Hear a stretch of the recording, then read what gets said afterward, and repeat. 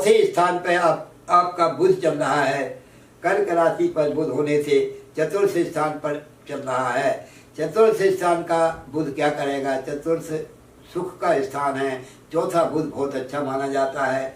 आपके भवन से संबंध, वाहन से संबंध, पर वाहन का बहुत सुख आपको मिलेगा।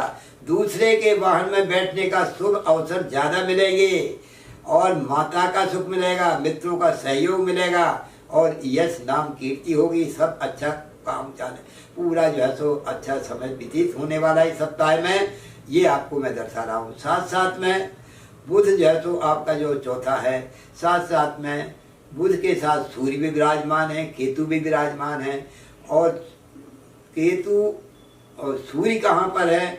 आपके जो है सो कन्या राशि वालों के लिए बता दो, कन्या, तुला और वृश्चिक यानी चौथे नहीं तीसरे स्थान पर है। तो तीसरे स्थान के बुध जो है तो ठीक है, लेकिन सूर्य भी तीसरे स्थान पर आ चुके हैं। तो सूर्य तीसरे स्थान के क्या करेंगे? तृतीय सूर्य जो है आपके पराक्रम, मेहनत को बढ़ाने वाले होंगे।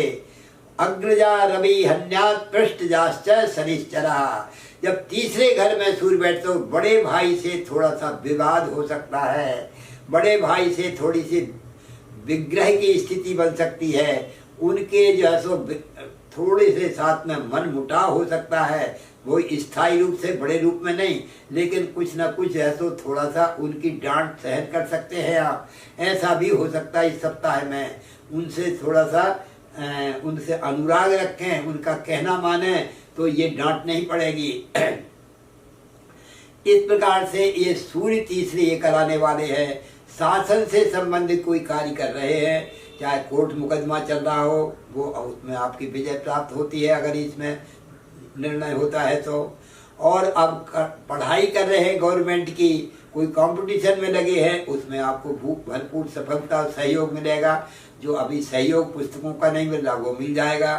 साथ साथ में गवर्नमेंट की तैयारी, गवर्नमेंट से संबंधित सब कार्य आपके सफल होने वाले हैं। ये आपका जैसो सूर्य बता रहा है। और तीसरा केतु भी होने से आपके बहुत ही विजय प्राप्ति का समय है। इस सप्ताह में केतु बहुत अच्छा बीतने वाला है। तीसरा केतु सबसे उत्तम फल देने वाला होगा कन्या राशि वालों के लिए। और शनिदेव क्या कर रहे हैं? शनिदेव आपकी राशि से 5 में है। पंचम शनि क्या कर रहे हैं? पंचम शनि संतान भाव में बैठे हुए हैं, तो संतान की जहाँ बैठते हो पूर्ति कर रहे हैं। तो यह संतान की पूर्ति कर रहे हैं, उनके लिए सुख शांति का उपाय कर रहे हैं, उनके लिए भरण पोषण आप का सब इंतजाम आप कर रहे हैं। और जो पढ़ने वाले हैं उनके लिए भी ठीक पढ़ाई चल रही है, उसमें कोई गति में कमी नहीं है।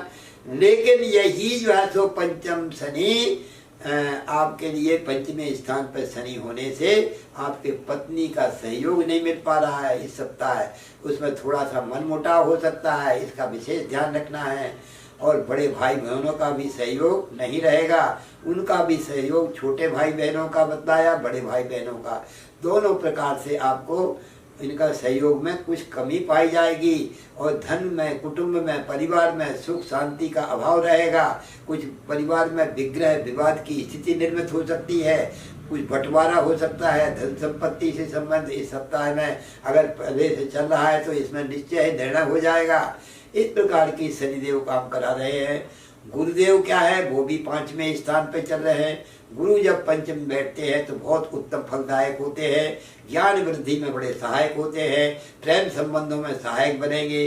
साथ साथ में आपके भाग्य की उन्नति कराएंगे। जहाँ कोई उपलब्धि नहीं हो वहाँ उपलब्धि कराएंगे, भाग्य की उन्नति होगी और धर्म कार्य में अभिरुचि बढ़ेगी और जो भजन पूजन है उसमें उन्नति होगी। साथ साथ में आपका जो है सो जो नुकसान हो गया उसकी भरपाई होने का भी संकेत मिल रहा है। बड़े भाई बहनों को भी सुखदायक बने हुए हैं।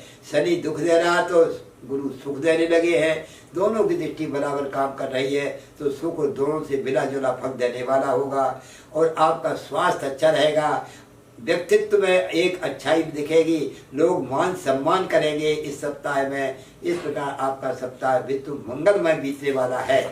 साथ साथ में आपके चंद्रदेव की स्थिति क्या रहेगी? सबसे ज्यादा प्रकट रूप में आपको सप्ताह का जो फल है, जो मैं अब चंद्रदेव के आधार पर बता रहा हूँ, ये आपको यानी पृथक पृथक रूपेण एक एक दिन का मैं बता रहा हूँ सप्ताह का, वो आप देखेंगे बिल्कुल घटित ही होगा।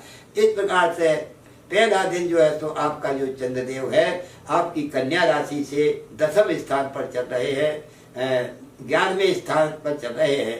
एकादशे सर्वलाभम, 11वें स्थान पर चंद्रमा चल रहे हैं। कब? 6 तारीख के दिन, केवल एक दिन 11वें, एका दिन यानी 6 तारीख को बड़ा लाभ होगा। जो लाभ रुका हुआ था 6 तारीख को गुमा हुआ पैसा मिल जाएगा, किसी से मिला नुकसान पैसे का हो भरपाई हो जाएगी, और अचानक कोई लाभ का संयोग अच्छे बनेंगे। कर्म क्षेत्र में बड़ा लाभ होगा, यानी खुशी का समाचार, हर्ष उल्लास का समाचार का दिन 6 तारीख रहेगी। और 7 और 8 तारीख की स्थिति क्या रहेगी? अभी आपका ये जैसो षष्ठे व्याधि समायुतः, यानी लाभ के साथ व्याधि का समय रहेगा। 12वां चंद्रमा होने से हानि होगी। 7 और 8 तारीख को आपको हानि का समय है। थोड़ा हर चीज से बचाव रखना, किसी प्रकार की परेशानी से बचाव रखना। बाहर जाने का योग बनते बनते बिगड़ सकता है। आपका वीजा तैयार हो रहा लेकिन नहीं हो पाया, किसी प्रकार से बाहर की यात्रा में तो कुछ बीच में अड़ंगा लग सकता है। ये भी आपको 7 और 8 तारीख को होने वाला है। और नुकसान से बचाव रखें और किसी प्रकार रिस्क ना लें, इस प्रकार नहीं तो नुकसान हो जाएगा। और 9 और 10 तारीख की स्थिति क्या रहेगी? 9 और 10 तारीख को बहुत ही अच्छा दिन रहेगा। इस दिन धन संपत्ति मिलने का योग है। आपके किए गए परिश्रम का प्रतिफल आज मिलने वाला है इस तारीख को। और 10, 11 और 12 तारीख को इससे भी अच्छा दिन है, यानी लगातार चारों दिन आपके सर्वोत्तम फलदायक रहेंगे। इस प्रकार से सप्ताह का जो अंतिम भाव है और मध्य भाग बहुत ही अच्छा रहेगा, आद्य भाग थोड़ा सा कमजोर रहेगा। ऐसा समझते हुए बर्ताव करना। मंगल कामना करता हूँ कि आपका जो सप्ताह मंगलमय बीते। हरिओम।